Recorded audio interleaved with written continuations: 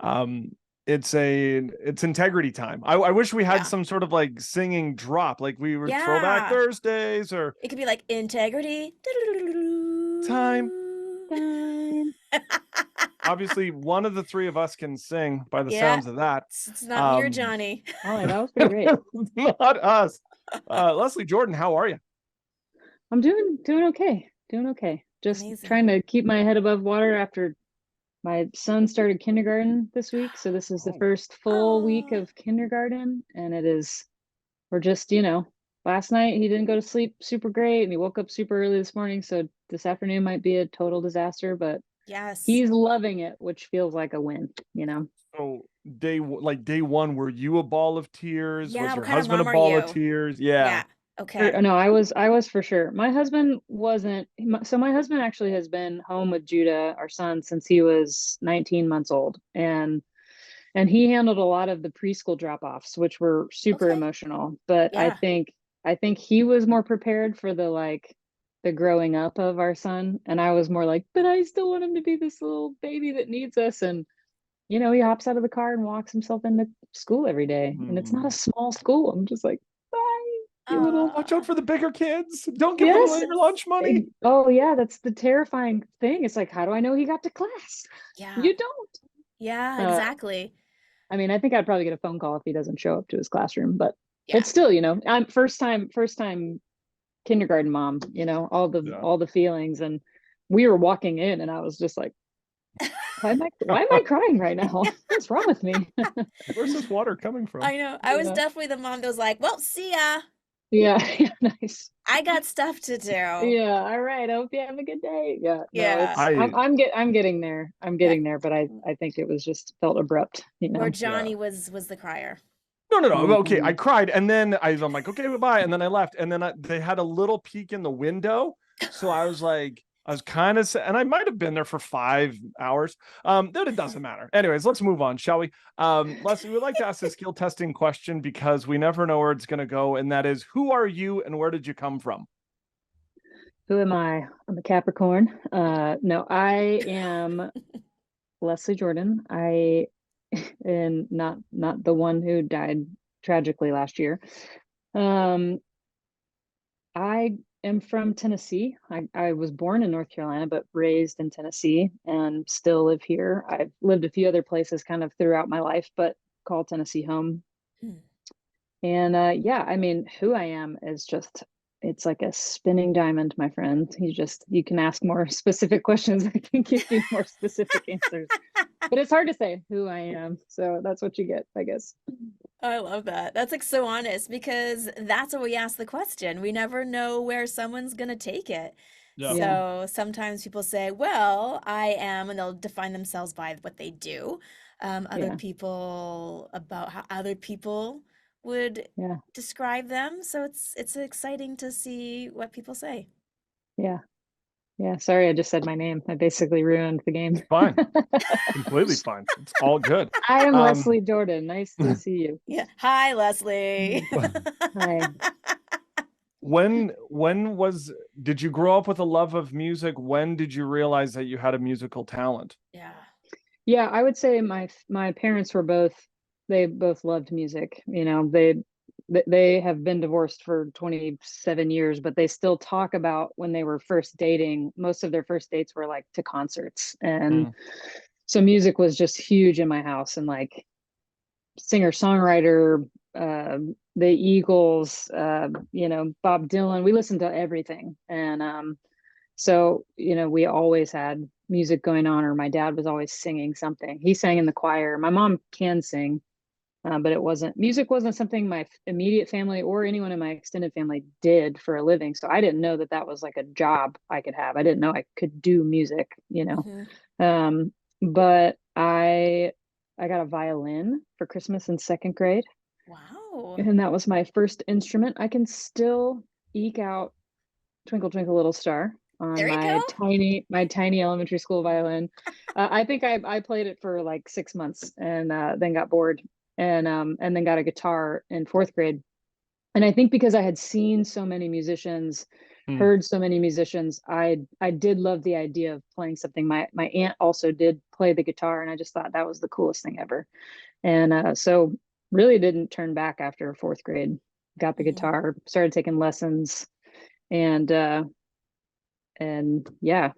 no looking back after that. Yeah, the rest is history. Yeah. You had mentioned that your parents got divorced when you were Yeah. younger, and so that always seems to shape the youth in such a uh, it's like a big flag in the sand, like Yeah, this for sure. happened and it changed me forever.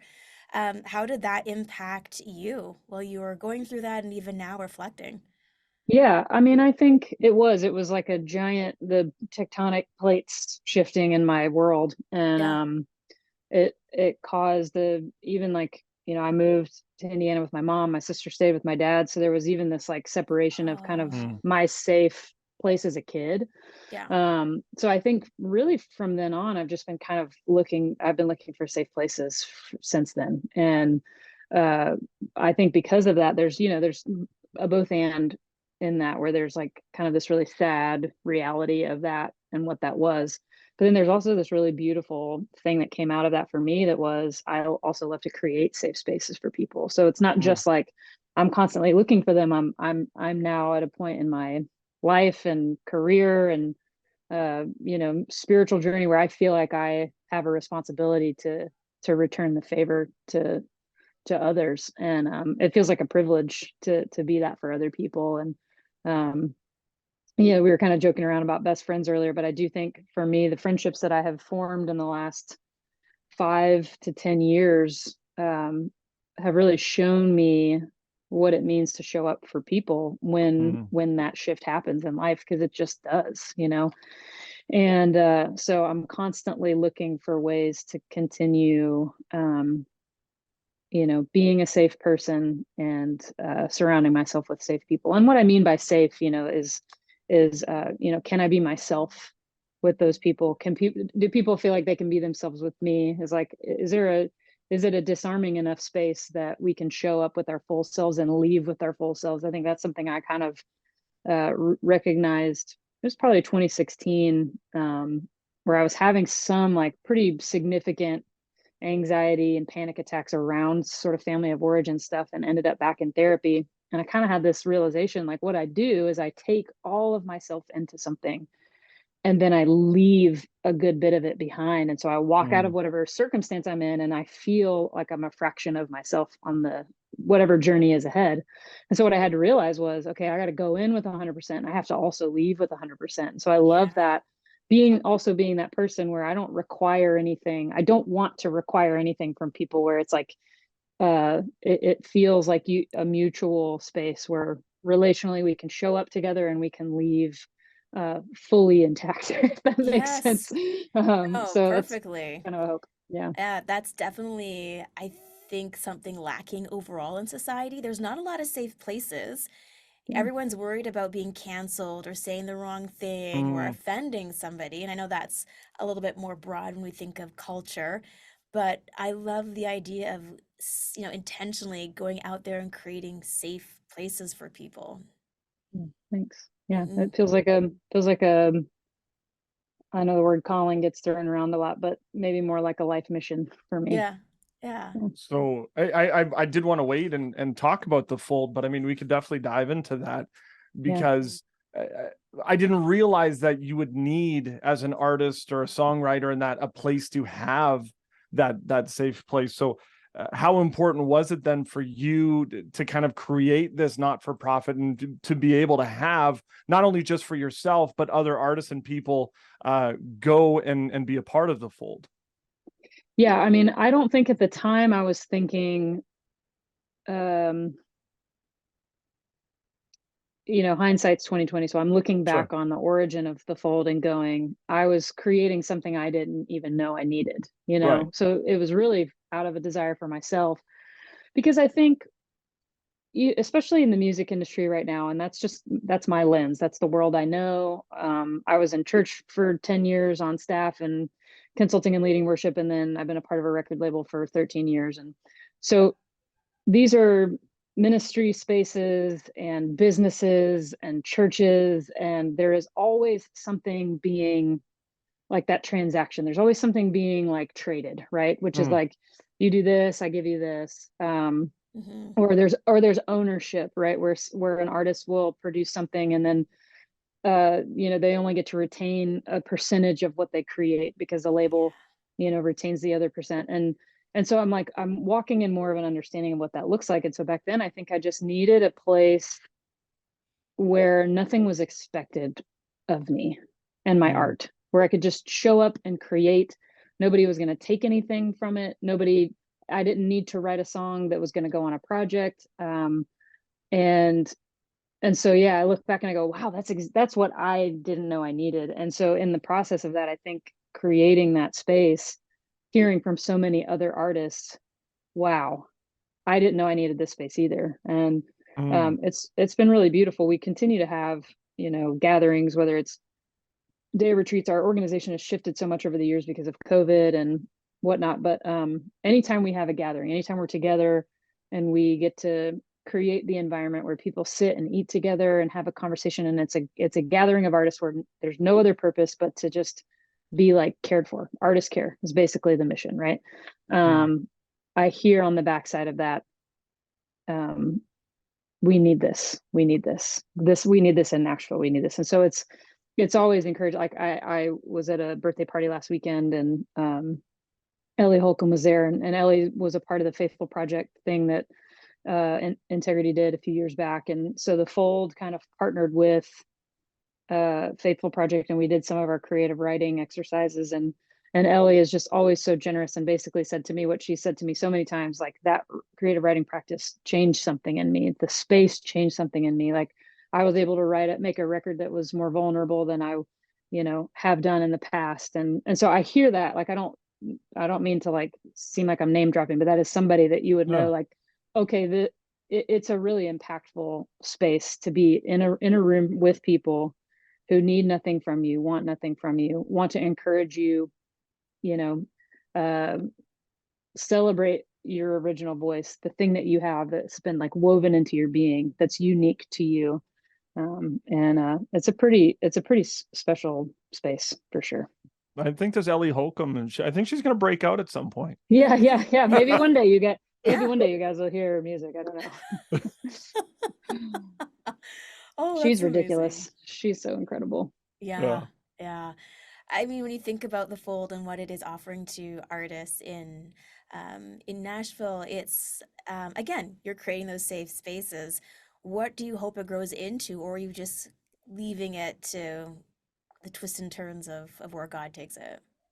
Yeah, that's a great question, because I think leading anything feels double-sided, where there is like this eager anticipation of what it could become, and also this like crippling fear that it might not become anything. Yeah. And so I struggle sometimes with the two sides of that. And I would love for it to be accessible to as many songwriters as possible. I think one thing I've learned when it comes to growing organizations is, to have a very particular audience in mind. We kind of went like any creative person, writers and songwriters, authors, and if you're a lawyer and you want to do some creative writing, like because this writing practice it's such a gift to anyone. We kind of had a wide scope initially, but now we've kind of narrowed it down to we have created this space for songwriters, and that's our hope. And they can be a songwriter and an artist, but ultimately at the heart of it, it's these folks who use music as a tool for communicating. And so I hope more than anything we can continue to be a safe space for the people who have come into the Fold, and at some level we can create maybe we're not really a mass audience sort of organization. So there is no like, our retreats are free and they're invitation only. And I think that's what helps keep it safe, is that you get invited because we know who you are, and we know that it's going to be, there's a lot of artists in this town that don't have places where they can show up and be themselves. And so, but then, it's just some entry level space for artists to come, like, get to know each other. Like, there's not a lot of places like that around here either that aren't looking for, you to sign a pub deal or development deal or something, or a church that needs somebody to run the cameras on Sunday. Like there's always somebody that wants something from you. And I would love to be that space for artists that are just moving here to find community without an obligation. Hmm. I mean, when you started to where you are now, it's worlds, a big, massive difference. Now, when you started doing music and that, was the goal solo career? Was the goal, okay, let's do like an All Sons and Daughters? Was the goal, let's be in a group? Like, where was your mindset? Or did you not even care? You just wanted to do music? Yeah. I had a glimpse into the music industry at 18, was offered a development deal with a label that doesn't exist anymore, and drove down here in high school and sat with all the label executives. And I feel like I saw the kind of like gross underbelly of the music industry. And then it was like connected that with Christianity, something felt incongruent to me. Yeah. And I was struggling to see how I fit. And so I was offered this record deal, and at the same time I was offered a chance to go lead worship for a short-term missions organization that summer and go to college in the fall. And I was like, I'm gonna go lead worship for, like, I turned down the record deal because I was like, that just it didn't feel like me. Um and so I think I maybe, if I had any sort of ambition for the music industry at that point, it went away because of what I saw in that. And like I said, that label doesn't exist anymore, I think probably for a good reason. But it was never a goal necessarily. So once I started leading worship in the church, there was this shift in my heart that was like, oh, I just want to do this. This is all I really care about. Yeah. And so just saw myself working for churches and leading worship, and that was it.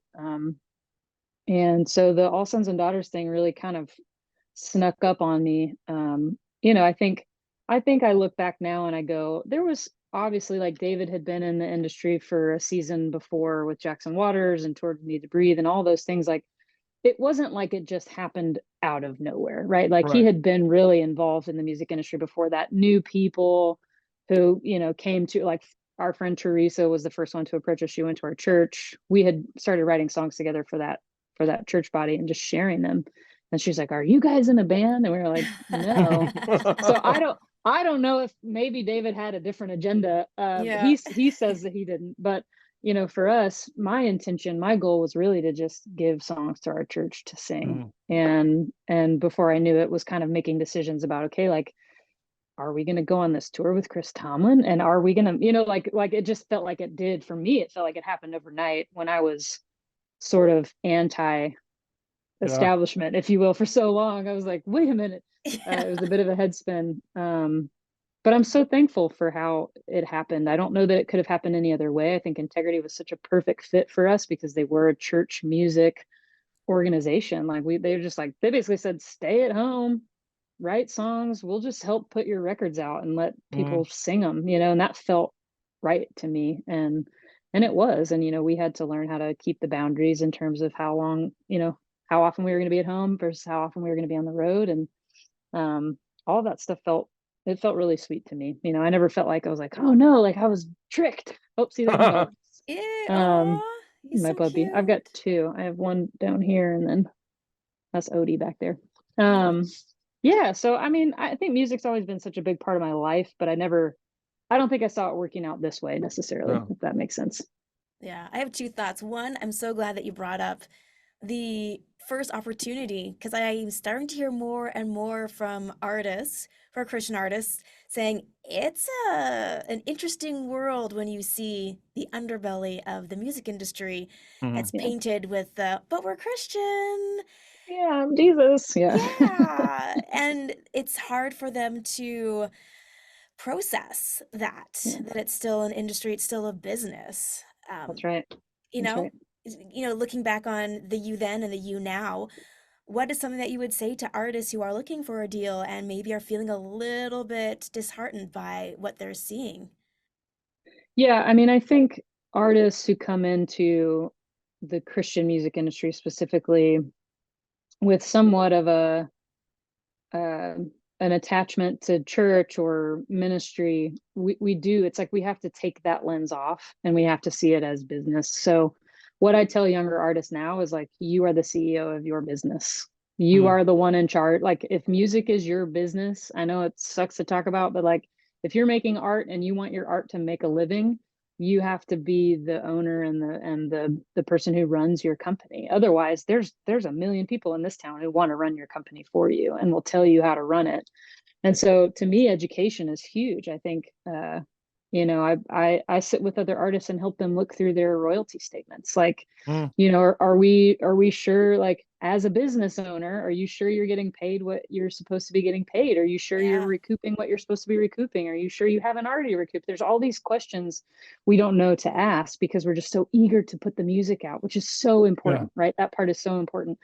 But the business side of it is equally important. And I think there are a lot of people, specifically, I don't know that it's intentional necessarily, but folks who do run the businesses around here, it's a little bit easier if the artists aren't running their own. Like, I'm probably not a favorite from some of the people I've worked with because I ask a lot of questions and I'm an investigator. I want to know how things work, and I've always been that way.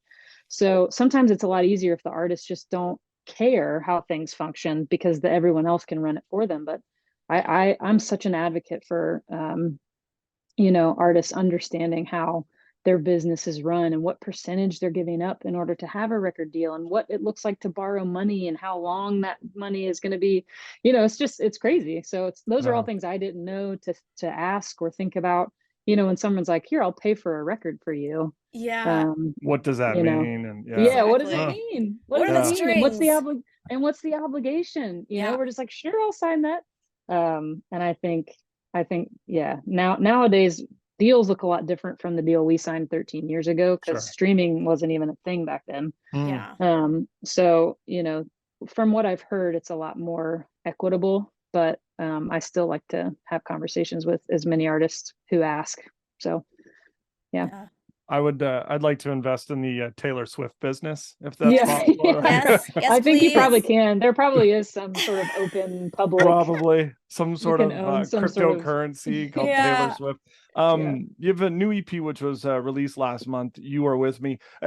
This might be a little more still behind the curtain kind of thing, but why do an EP and not a full length? Because I mean, you've kind of done 2 EPs. Like, why not just mash one together? Or does it make sense as an artist to kind of, hey, here's a couple, hey, here's a couple, hey, here's a couple, because then you can kind of get a different feel. Yeah, that's a great question. I actually have been listening to this. I'm going to look it up so I don't get it wrong. But this podcast, Ari Hurstan, is that how you say his name? Do you know who I'm talking about? No, that's fine. Yeah, Ari Hurstan, new music business with Ari Hurstan, and it's something I would recommend to any artist, independent or signed. But he was doing a Q&A and somebody asked that same question, and I didn't necessarily. This is not what I was thinking. So I'm going to answer your questions in 2 parts. My project was designed solely as a means for me to help. So these are all songs that were written for other people for their projects. So I have songs that were cut on Mission House Records, Sandra McCracken Records, Citizens Records, Porter's Gate Records. Wilder was a Maverick City band for a while. So these are all songs I helped write that went on other people's records that somewhere along the way I felt connected to. And whether it was because of the relationships with the people who I wrote them with, or I just really liked the song. So my goal wasn't to relaunch an artist career. I don't have an ambition for that in Christian music. But my goal was to illuminate some of these songs and kind of, I've said, like, dress them up in new clothes, essentially, to represent them, to say, here's songs that, if they didn't slip through the cracks, maybe they did, maybe they didn't, but here's a new version of an old song you may be familiar with, or maybe not. And there was really no agenda for me. I partnered with Integrity because they're my publisher, and they've been super, accommodating in terms of, me wanting to make these projects and put them out and elevate these songs and celebrate the co-writers and their projects. And so I went in with my friend Jess Ray, who co-produced it with me, and I just said, I want to make a worship project that sounds like Sufjan Stevens and the Weepies had a baby. Like, if we can, if it would be something that I would genuinely want to put on in the car, like, I think there's nowadays there's just a sound that that's happening kind of generically across worship music, which 10 years ago we were talking about that with CCM, right? There's just a sound. It's happening now in worship music. And So I'm like, let's just mix it up a little bit. It's not like I need this to be anything. I just want it to be a celebration of the songs. And so that's why I did it in 2 projects, is more kind of just to have some stuff to put out. But I will also answer this question if people are listening and wondering why people put out EPs versus records. This is something that Ari said in his podcast, which I loved. He said, wait for the record until you have something you want to say. So the way the music industry works now, the way streaming platforms work now, the way the algorithm, I hate that word, the way the algorithm works now is it wants as much content as often as possible, right? And we consume content as much as we can as often as possible. We're on our phones constantly. We're listening to podcasts constantly. That's just the way we have now been trained to consume. So if you have 12 songs that don't necessarily feel like a cohesive album, record them all and then release them once a month. Some of my favorite, some of my favorite artists are just putting a song out a month. You don't have to necessarily put all this pressure into creating this like package content that like, I love records. Don't get me wrong. I'm like a big fan of a project, A to Z. But if we're talking today's music industry, it's smaller bites are always better. So what's ironic and funny, and Holly will ask her questions. I'm sorry, I'm all of a sudden hogging. When I was listening to some of your stuff, like it was literally like, oh, she's like the female Sufjan. So then it's funny that you mentioned that, and then you say bits and pieces because his albums have like 380 songs on them. So it's the complete opposite of doing an EP. Yeah, totally. Oh yeah, totally. Well, I just wanted it to sonically sound like Sufjan. I didn't want to put out and make a 20-track record. Yeah. Remember the bonus tracks though? Like that was probably my favorite part of most albums. Oh, same. I can still sing to you hidden treasures. Dude, I can still remember. I sing that hidden track on the Alanis Morissette "Jagged Little Pills." That song still will pop in my head. I mean, like that was. I love those bonus hidden songs, man. They were great. See, the new generation's just missing out. They just don't know. They just don't know. The smell of a CD. Yes. And I'm not saying that's my preferred way, right? Like like I said, I love albums. I love complete projects. I love concept stuff. I'm actually working on a concept record that's outside of the Christian music genre right now, and it will be a full project. It will probably have 12 plus songs on it. But when it comes, for me, it's like when it comes to worship music, like most worship leaders are looking for something to lead on a Sunday. It's hard to find songs when you're having to wade through as much stuff as being put out. So I don't know. Part of me is like, yeah, just record a song, put it out, let the world hear it. If they love it, they're gonna sing it. Like yeah, exactly. Well, this is the Why Me project, and you already mentioned that you like to ask questions. And have you ever asked that question personally? Why me? Whether in a valley or a mountaintop of life? Oh gosh, is it fair to say like all of the valleys and all of the mountaintops are why me? Absolutely. Yes. Yes. So now it gets back to that. It depends on what you want me to talk about, because I feel like I'm constantly in a why me state of mind, from the opportunities to the grief and everything in between. I think life is so unpredictable that if we're failing to ask why me, we're probably not really living in the moment. And I mean, I don't know. First one that jumps into your head.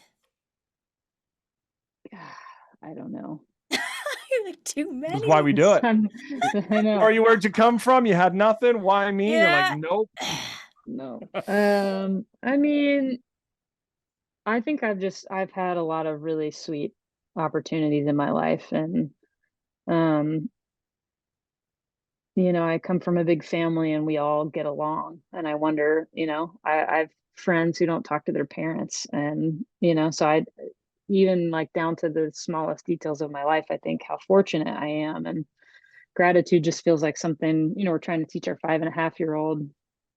I'm always making up stupid statements, but it's like, if you have more gratitude, you'll have a better attitude. Like the idea like that really, like, gratitude informs so much of what we do. And if we can see our lives from the perspective of gratefulness, that we have anything at all. And why me? Why me? I think about the trajectory my life took when I was, even, that missions organization right out of high school. So many of those moments for me where I was kind of woven into this community of people that showed me a deeper understanding of who Jesus was, a broader perspective of what the church could be, and a more intimate view of myself. I think those are things that I just learned along the way, whether it was with that organization or in college. This is kind of really funny. Is like we were visiting my old college pastor. It was me and a few friends, and he looked at the guys in our group, and this was a Baptist college ministry, so this will help clue you in a little bit on that. I was not a Baptist at the time. I was for 7 months when I worked for North American Mission Board, but at the moment didn't claim to be a Baptist. However, the invitation was extended to the guys in our group. Would you want to move out to Hawaii to serve this college ministry? And I was, in the moment, I was like, well, I would never move to Hawaii, And the next morning, I woke up and I had this like lump in my throat and this feeling that like I was supposed to go. It was like such a God thing for me. And I remember sitting there going like, why God, like, why do you want me to go? And he didn't ask me, he asked the guys, and so I see how that decision, I remember thinking, okay, if my parents are both cool with this, like, I'm going to ask them first, what would you think if I said this?